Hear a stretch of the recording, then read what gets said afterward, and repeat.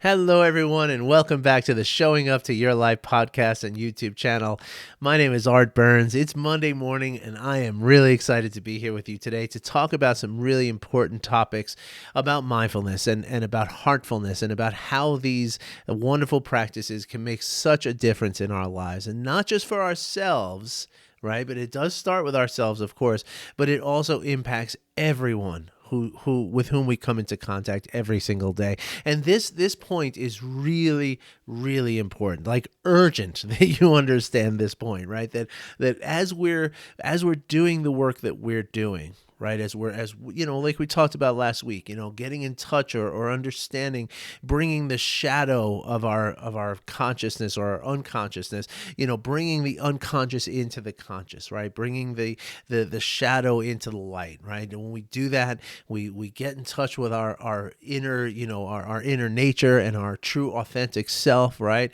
We do all these things that we talk about, right? What happens is, yes, it benefits you. It certainly benefits you. I mean, I'm living proof, right? Like I used to be, 10 years ago, you wouldn't have even recognized me. Okay. I mean, I was a walking time bomb of, like ready to have a heart attack 10 years ago, and here I am today. I'm the picture of health. Like there's literally nothing in my health that is alarming at this point, right? Whereas it used to be like, how long am I going to live?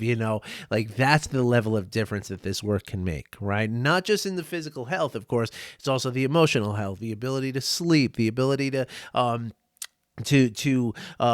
accomplish things in our lives, the ability to relate to other people, the ability to actually listen to other people, right? Like these are all aspects that are going to impact you as you do this work, right? But equally as important, if not maybe more important, right, is how the work that you're doing, right, by bringing your shadow into the light, by coming into contact and into true alignment with your authentic self, by doing all of these things, right, by just cultivating this presence, this acceptance, this curiosity, and this compassion for every arising moment, right? When we do this, it changes the way we interact with those people around us, right? And it's not even in our direct interactions. It is certainly going to impact your direct interactions, right? So when you speak with your children, or you speak with a colleague, or you speak with a friend, or you speak with a loved one, or a romantic interest of some sort, right? Or a significant other, whatever you want to call it, any of these people, when you're talking to them, you're going to actually be there with them, right? You're going to truly listen in a way that you never thought you could listen before. You had no idea because you didn't know you were doing it wrong, right? Or not even wrong, but you didn't know that there was anything, missing, or that anything was amiss about what you were doing, right? But later you realize, like, wow, all that time I thought I was listening to people, I really wasn't. All that time that I thought I was really present with people, I really wasn't. But even more than that, and that's the direct effect, right? And that is going to be very, very strong, right? Very strong. But in addition to that, but wait, there's more. In addition to that, right? It's also about you know how you just carry yourself through the world, right? I mean, I'm tempted to say it's the energy, right? But I don't want to get into like a woo-woo new age concept of like you're operating at a higher frequency and that's what's going to make everything change.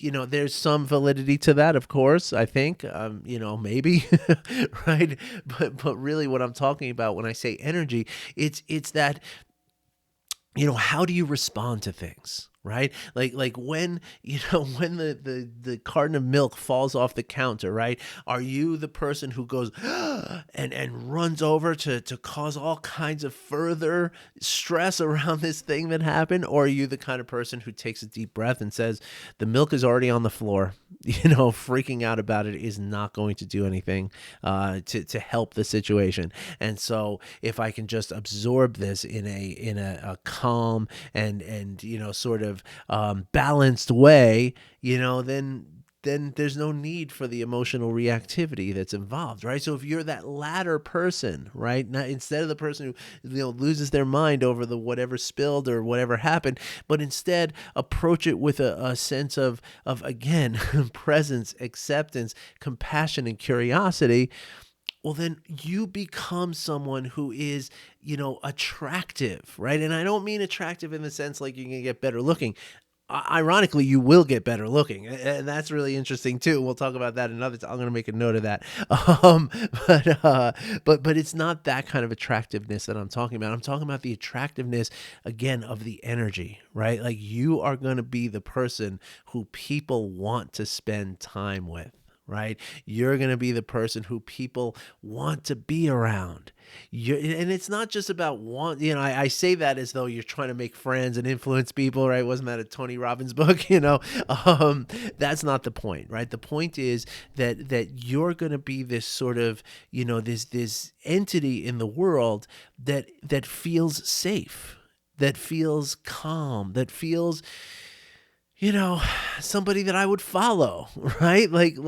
You feel good to me, right? And that is going to change everything, right? It's like the story that I told you about, I think last week or the week before with Thich Nhat Hanh, right? Where when he was doing work in Vietnam during the Vietnam American War, he he tells stories about frequently people would overload these little rowboats and try to get across the Gulf into Thailand where they would be safe from the war, right? Where there weren't bombs, there weren't napalm, there weren't shooting, and so they would overload these boats, like hundreds of people on these little rowboats, and frequently they would capsize out there in the water and in the middle of the night, whatever, and people would die, But Thich Nhat Hanh says that if even one person on that boat maintained a level of calm and maintained a presence that said, I'm okay, there's nothing to be afraid of. Well, even one person can impact the rest of the people on that boat so that maybe everybody acts a little more calmly. Maybe they distribute their weight more evenly. Maybe they're,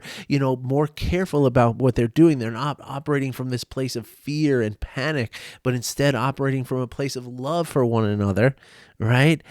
And then maybe they'll get to where they're going safely. At least they're increasing their chances, right? And so Thich Nhat Hanh uses that metaphor to talk about how we perform. He calls this earth just a rowboat in the cosmic sea, right? And that we're all walking around here, and it's a scary place. It can be a very, very scary place for us.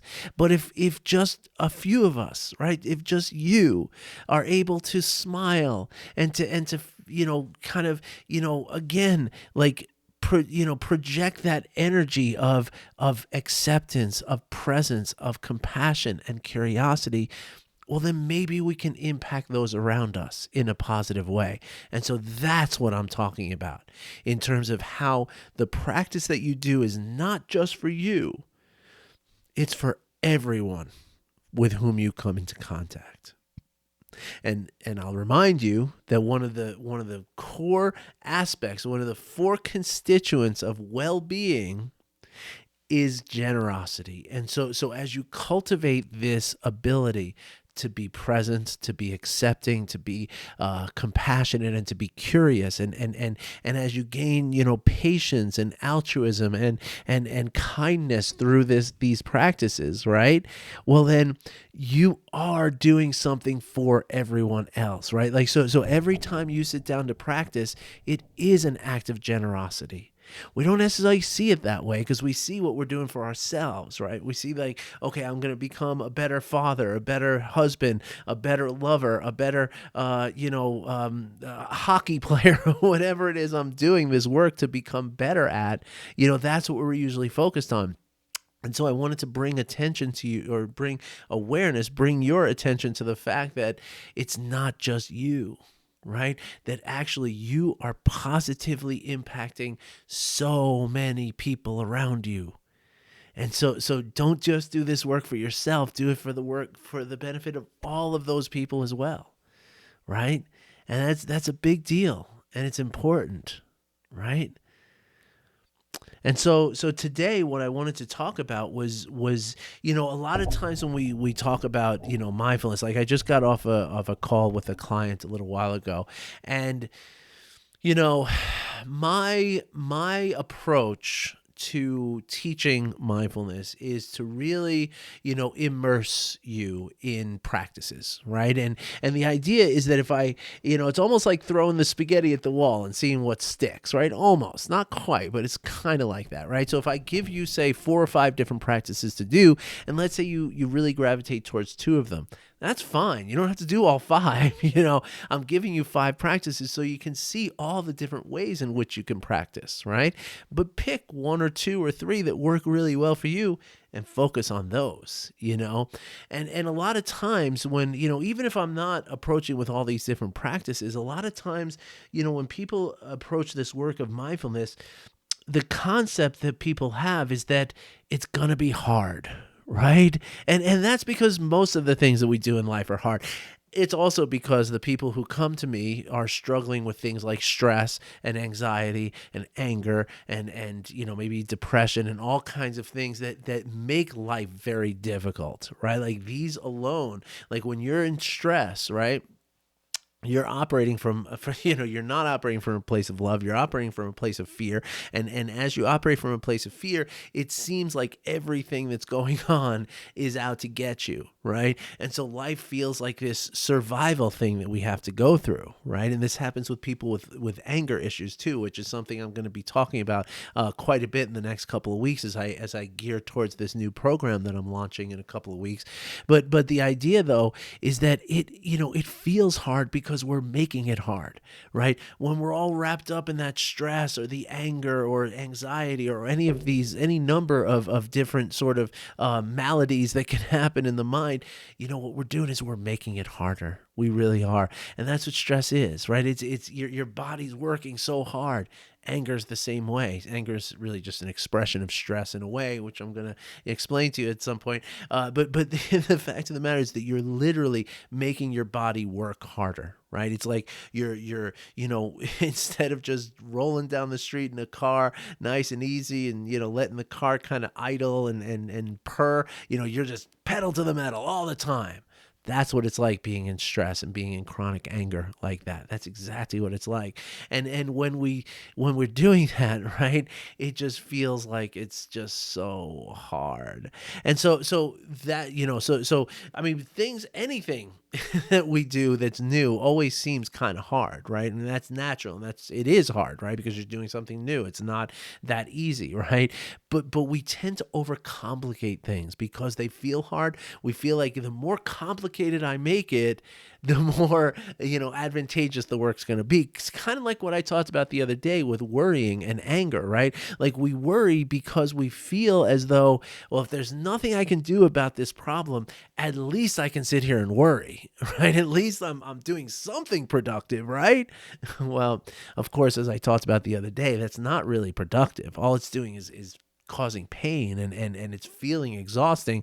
So you feel like you're doing something, but what you're really doing is you're taking away your resources to actually see and actually solve the problem. So while it feels like it's working that way, it's really not, and and so and so I wanted to, so that's the way in which we often feel like we have to make things more complicated, and almost like the more complicated something is, the more the more benefit we're going to get out of it, right? Like that's the way we fool ourselves a little bit, right?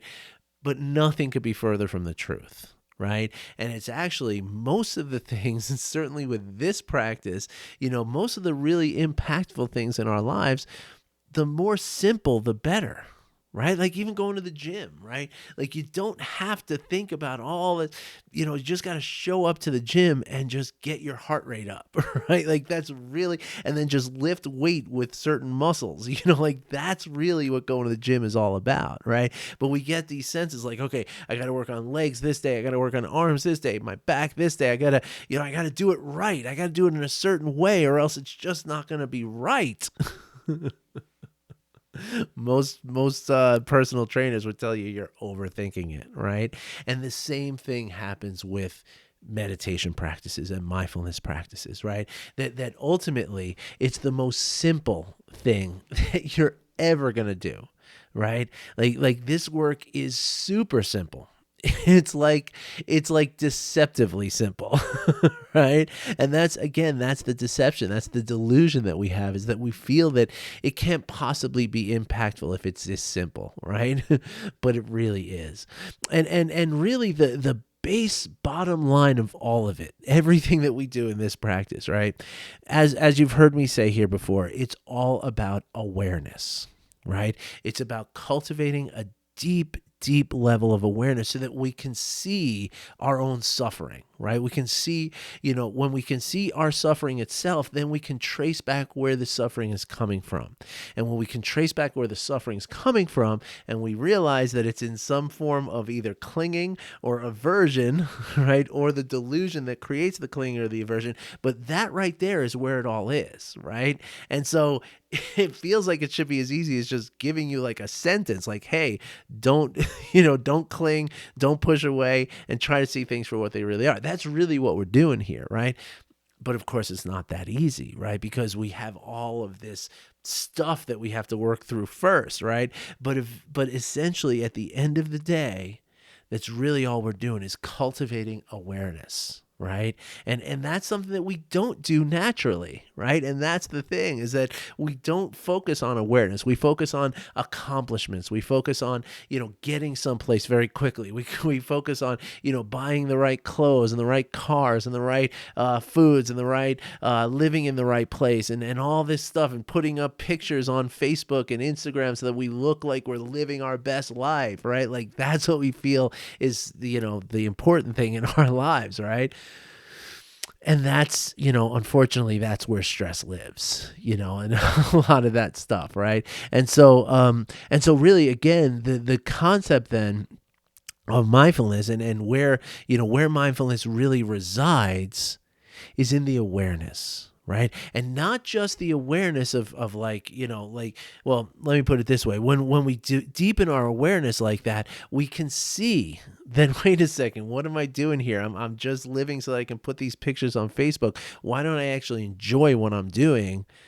Instead of, just enjoying having people like it on Facebook, right? So we become more aware of how we're taking away from our own happiness, and how we're causing our own suffering, right? Become aware of that, right? And when we become aware of it, that's the first step in actually changing it. Right. But oftentimes the changing it is the really easy part. It's the awareness that's the key. That's the part that is, that's the part that kind of, again, it's elusive. But when we can get that, everything else starts to fall into place. And it's pretty amazing. Right. And so I wanted to share a story with you from when I was really young.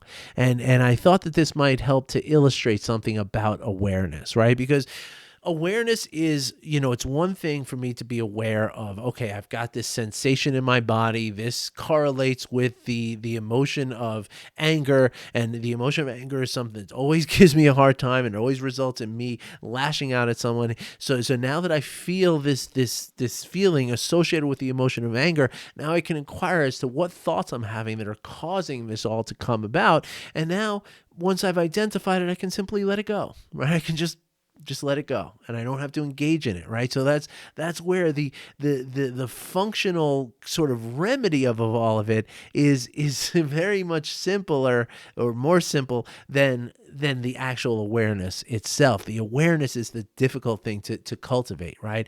Because what it requires is for us to slow down and to really look and to attend to every present moment that is happening as it's arising, right? That's the challenge. But once we get that, the rest is pretty easy.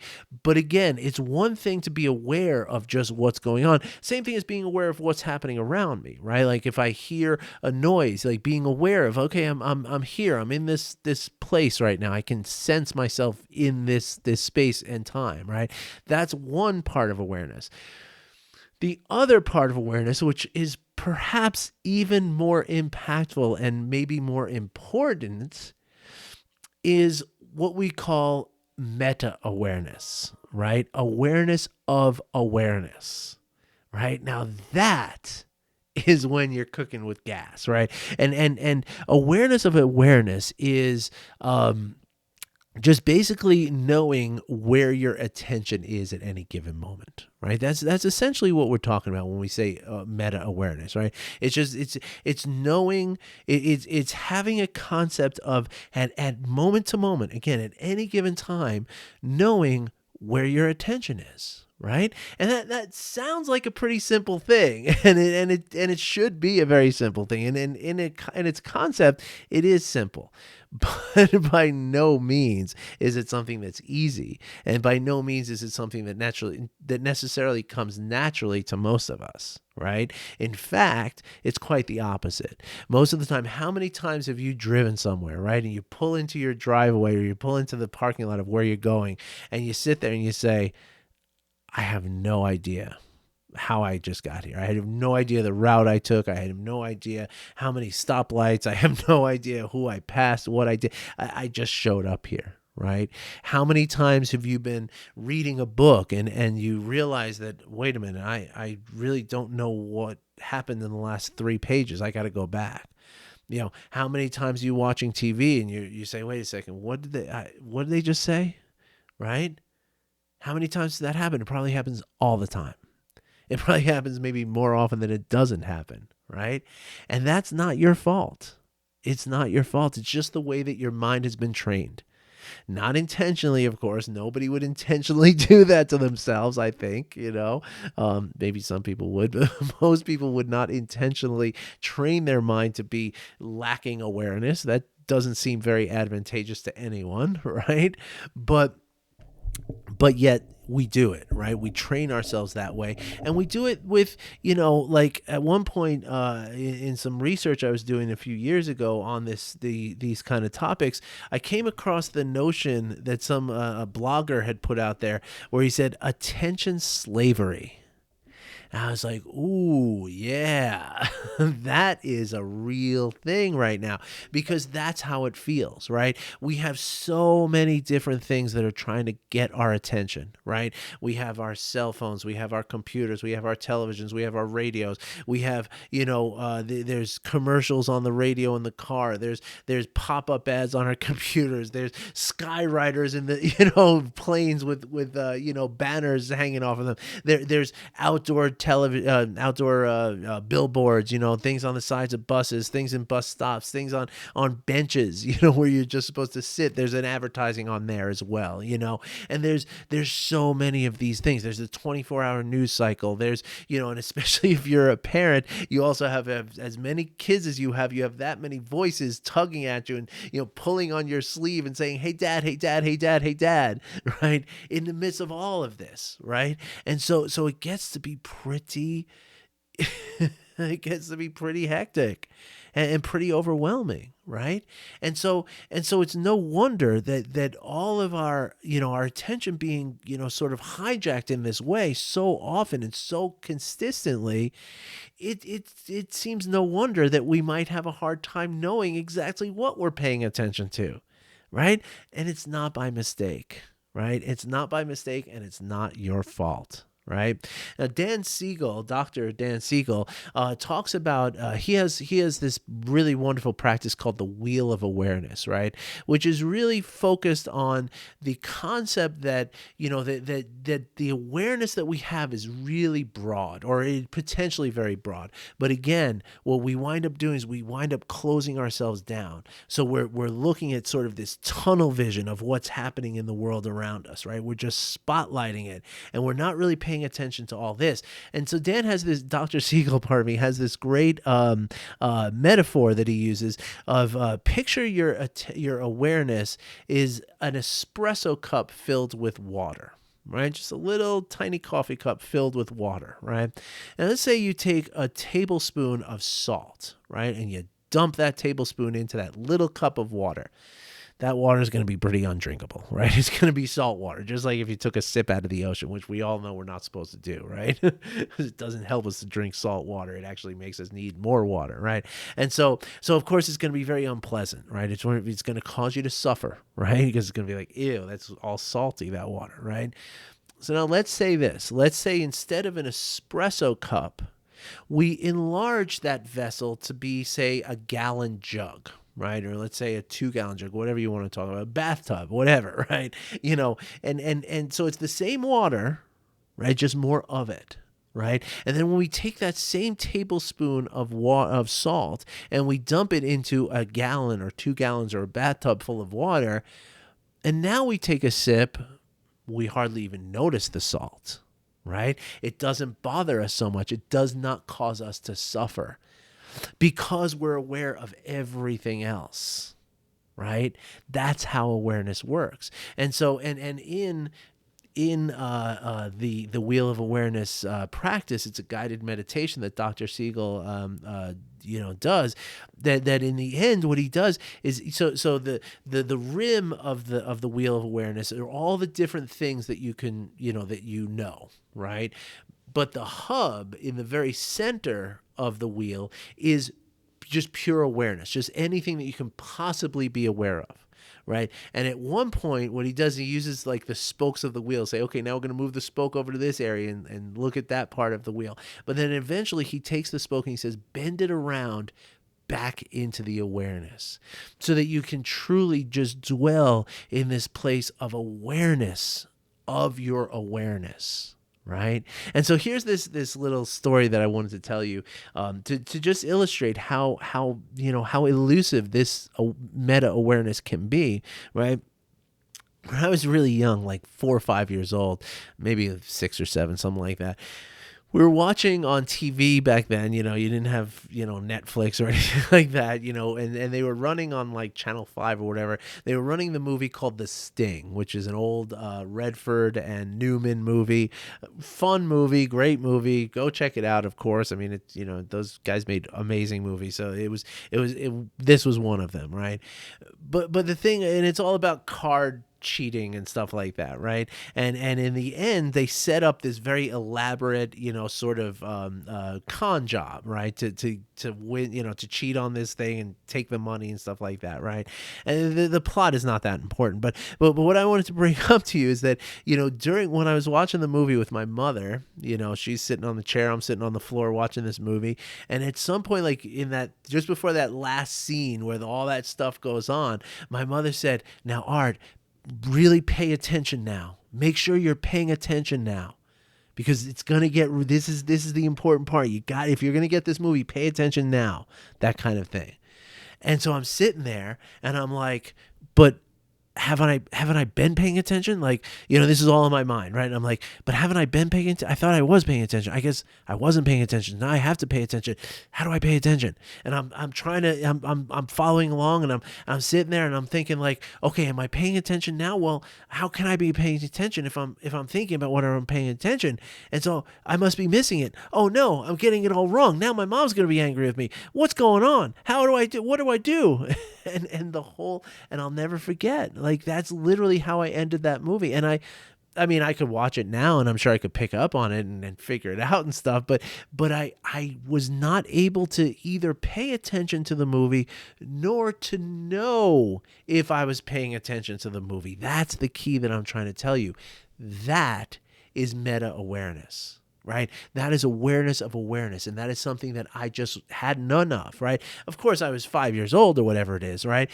But as adults, there's lots of people who don't, right? Like, I remember I was at a barbecue like 2 or 3 years ago, a 4th of July barbecue, and I was sitting there and talking to somebody. My daughter and I were talking to this woman at the party, and literally while she's talking to us, she's just, oh, blah blah blah blah blah blah. She goes onto her phone and checks her Instagram and blah blah blah blah blah blah blah blah blah. Goes back to her phone, checks her Instagram, like right there as I'm sitting there, and I'm like, wow, this woman has literally no concept of where her attention is at any given moment, because if she watched a videotape of her doing that, she would say, oh my gosh, I can't believe I did that, but at the time she didn't understand that it was happening.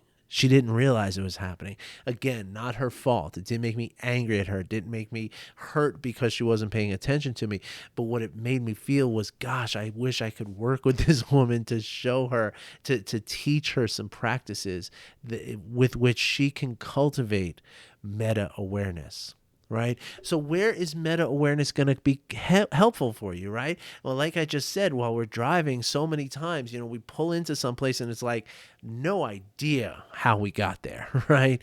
But it's not just that. It's also when you're talking to someone, right? Knowing when you're aware, when your attention is no longer right here on the person, the benefit of knowing when our attention has wandered is because knowing that our attention has wandered gives us the opportunity to bring it back.